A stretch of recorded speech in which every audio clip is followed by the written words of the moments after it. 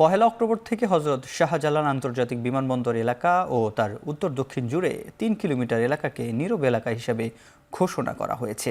শব্দদূষণ নিয়ন্ত্রণ বিধিমালা ২০০৬ এর বিধি অনুযায়ী বিমানবন্দরের মহাসড়কে হোটেল লা মেরিডিয়ান থেকে স্কলাস্টিকা স্কুল পর্যন্ত এলাকায় হর্ন বাজানোর নিষেধাজ্ঞা জারি করা হয়েছে।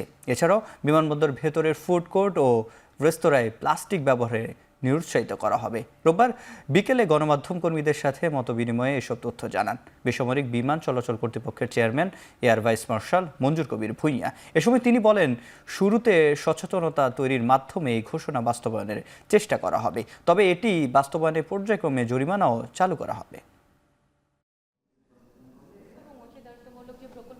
আমাদের বিমানবন্দরে যে রেস্তোরাঁ, লাউঞ্জেস এবং যে ফুড শপগুলো আছে সেখানে আমরা পর্যায়ক্রমে যে প্লাস্টিকের বোতলের পানির ব্যবহারটা কমিয়ে আনব। আমাদের বিমানবন্দরে বর্তমানে ২১টি জায়গায় আমাদের drinkable safe drinking water available আছে, যেখানে পানির ফিল্টার রয়েছে।